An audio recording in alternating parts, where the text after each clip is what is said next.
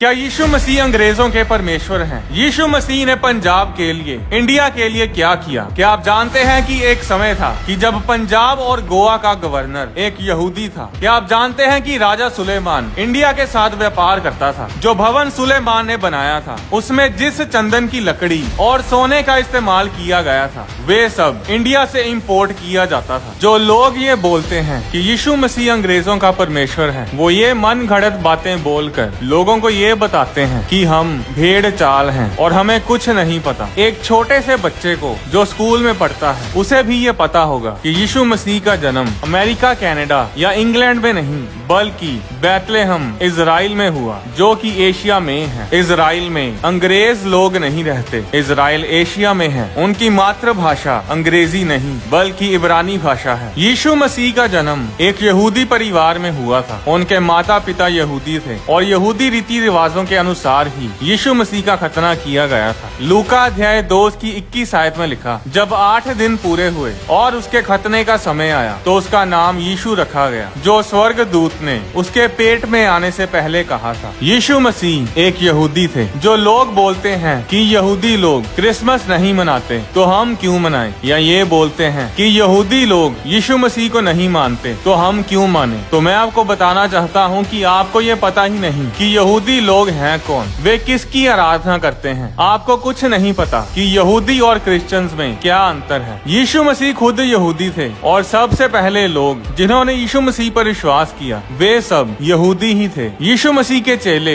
यहूदी थे, उनके दोस्त रिश्तेदार सब यहूदी थे। अब अगर कुछ यहूदियों ने यीशु मसीह पर विश्वास नहीं किया, तो इसका मतलब ये नहीं कि सारे यहूदियों ने यीशु मसीह पर विश्वास नहीं किया। लोग बोलते हैं कि हमारे लिए यीशु मसीह ने क्या किया, इंडिया के लिए, पंजाब के लिए, पाकिस्तान के लिए यीशु मसीह ने क्या किया। अगर आपने बाइबल पढ़ी होती तो आप ये सवाल नहीं करते। यीशु मसीह अकेले पंजाब, इंडिया, पाकिस्तान या अमेरिका, कनाडा के लिए क्रूस पर कुर्बान नहीं हुए। बाइबल में लिखा है कि यीशु मसीह इस सारे जगत के लिए कुर्बान हुए। यूहन्ना अध्याय 3 उसकी 16 आयत में लिखा, क्योंकि परमेश्वर ने जगत से ऐसा प्रेम रखा कि उसने अपना इकलौता पुत्र दे दिया, ताकि जो कोई उस पर विश्वास करे वह नाश ना हो, परंतु अनंत जीवन पाए। इस वचन में लिखा है कि यीशु मसीह सारे जगत यानी पूरी दुनिया के लिए इस धरती पर आए, क्रूस पर कुर्बान हुए और तीसरे दिन फिर जी उठे। अब जो कोई विश्वास करेगा वह बच जाएगा, नाश नहीं होगा और अनंत जीवन पाएगा, इटर्नल लाइफ को पाएगा। और जो विश्वास नहीं करेगा वह अनंत जीवन का अधिकारी नहीं होगा। अब ये आपकी मर्जी है, ये आपका अपना डिसीजन है कि आपने विश्वास करना है या नहीं। यहाँ बैठकर सारी उम्र बोलते रहो कि यीशु मसीह ने हमारे लिए क्या किया। ऐसे बोलते रहने से कुछ नहीं होगा। यीशु मसीह ने जो करना था वो उसने 2000 साल पहले ही इस धरती पर आकर कर दिया। उसने अपनी जान क्रूस पर दे दी है। यीशु मसीह ने क्रूस के ऊपर अपनी जान देने से पहले कहा था, सब पूरा हुआ। यीशु मसीह इस दुनिया के उद्धार के लिए, पंजाब, इंडिया, पाकिस्तान, सारी दुनिया के उद्धार के लिए ही इस धरती पर आए थे और उन्होंने क्रूस के ऊपर सब कुछ पूरा कर दिया है। अब ये हमारे ऊपर है। अगर तो हम विश्वास करेंगे तो हम यीशु मसीह की कुर्बानी के फायदे को अपने जीवन में ग्रहण कर सकते हैं। अगर विश्वास नहीं करेंगे तो फिर हमारे लिए कुछ नहीं हो सकता। लोग बोलते हैं कि अंग्रेज इंडिया में आए और अपना धर्म छोड़कर चले गए। अरे इतिहास खोलकर पढ़ो, इंडिया ने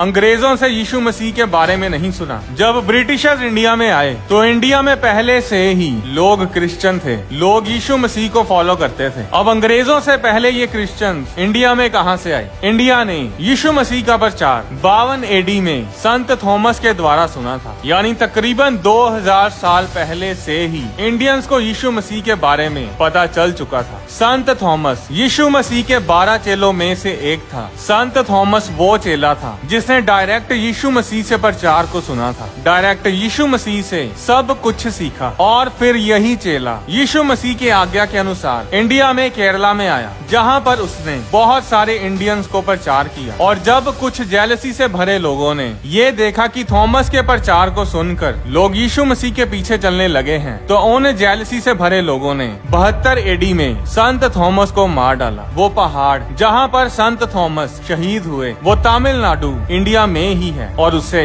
सेंट थॉमस माउंट बोला जाता है। सेंट थॉमस की कब्र के ऊपर चर्च भी बना है जिसे सेंट थॉमस कैथेड्रल बेसिलिका कहा जाता है और ये भी तमिलनाडु इंडिया में ही है। अंग्रेजों ने इंडियंस को यीशु मसीह के बारे में नहीं बताया बल्कि इंडियंस ने अंग्रेजों को यीशु मसीह के बारे में बताया है। इंडिया ने तो यीशु मसीह के प्रचार को 52 एडी में ही सुन लिया था पर ब्रिटिशर्स ने 597 एडी में यीशु मसीह के प्रचार को सुना था। यानी जब इंडिया ने यीशु मसीह के प्रचार को सुना तो उसके 500 सालों बाद जाकर ब्रिटेन में यीशु मसीह का प्रचार पहुंचा था। अमेरिका में यीशु मसीह का प्रचार 16वीं सदी में पहुंचा था यानी इंडिया से तकरीबन 1500 सालों बाद। और जिन लोगों को हिस्ट्री की नॉलेज की कमी है वो लोग बोलते हैं कि अंग्रेज लोग क्रिश्चियनिटी को इंडिया में लेकर आए। आप बाइबल को ना पढ़ें, सिर्फ हिस्ट्री ही पढ़ लें तो इंडिया की हिस्ट्री से आपको पता चल जाएगा कि बाइबल के परमेश्वर का इंडिया के साथ कितना पुराना रिश्ता है। यहूदी लोग इंडिया में तकरीबन 3000 सालों से रह रहे हैं। बहुत से यहूदी लोगों ने इंडियन आर्मी में रह के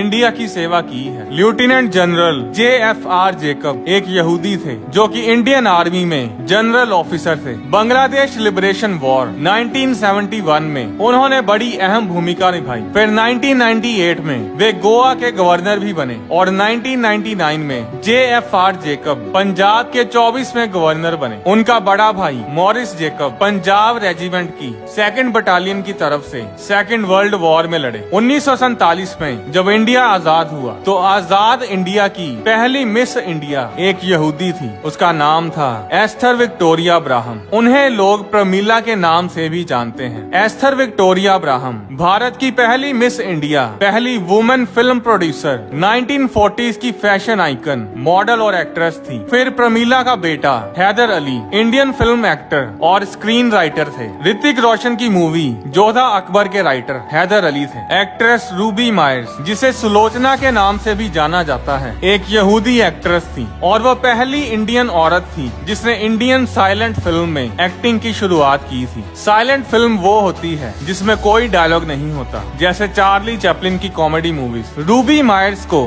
क्वीन ऑफ साइलेंट एरा भी कहते हैं। ये भी यहोवा परमेश्वर को मानते थे। 1959 में एक यहूदी लड़की फ्लोर इज़ीकियल मिस इंडिया बनी और यही फ्लोर इज़ीकियल ऐसी पहली इंडियन महिला थी जिसने इंडिया की तरफ से मिस वर्ल्ड में हिस्सा लिया और इंडिया को स्पॉटलाइट में लेकर आई। डेविड अब्राहम एक बॉलीवुड एक्टर और एंकर थे। ये भी यहूदी थे और यहोवा परमेश्वर को मानते थे। इंडिया के पहले प्रधानमंत्री जवाहरलाल नेहरू ने डेविड के बारे में कहा था कि कोई भी फंक्शन हो डेविड की स्पीच के बिना अधूरा सा लगता है। इनके बारे में मैं आपको इसलिए बता रहा हूँ क्योंकि यहोवा परमेश्वर की आराधना करने वाले लोग बड़े फेमस लोग थे। ये कोई गुमनाम लोग नहीं थे। लोग उन्हें अच्छी तरह से जानते थे। यहूदी लोग बड़े बड़े बिजनेस करते थे और बहुत दान पुण्य किया करते थे। मुंबई में जो ससून डॉक है जहाँ पर आज बहुत बड़ी फिश मार्केट लगती है वो डॉक यहूदियों का था। डेविड ससून एंड कंपनी उस डॉक के मालिक थे। यहूदी लोग इंडिया में बड़ी बड़ी कॉटन मिल्स और फैक्ट्रीज के मालिक होते थे। यहोवा परमेश्वर को मानने वाले लोग इंडिया में 2500 से 3000 साल पहले से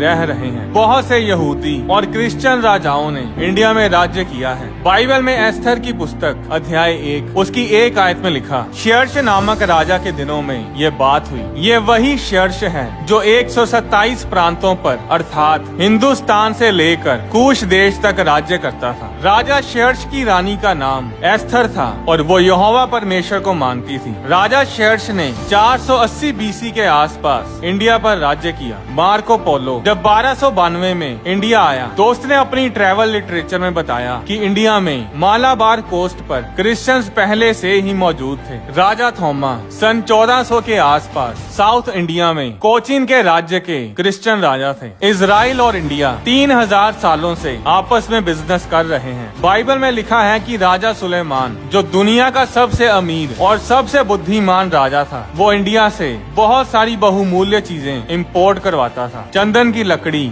सोना, मयूर यानी पीकॉक्स और हाथी दांत, ये सब इंडिया से इंपोर्ट करवाए जाते थे। एक राजा अध्याय 9 उसकी 26 आयत में लिखा देखा। फिर राजा सुलेमान ने इसियोन के बेर में, जो एदोम देश में लाल समुद्र के किनारे एलोत के पास है, जहाज बनाई और जहाजों में हिराम ने अपने अधिकार के मलाहों को, जो समुद्र की जानकारी रखते थे, सुलेमान के सेवकों के संग भेज दिया। उन्होंने ओपीर को जाकर, ओपीर एक जगह का नाम है जिसे इंडिया में बताया जाता है, वहाँ से 420 की कार सोना राजा सुलेमान को ला कर दिया। 420 की कार सोना 16 टन के बराबर बनता है, यानी 16,000 किलो सोना, और 16 टन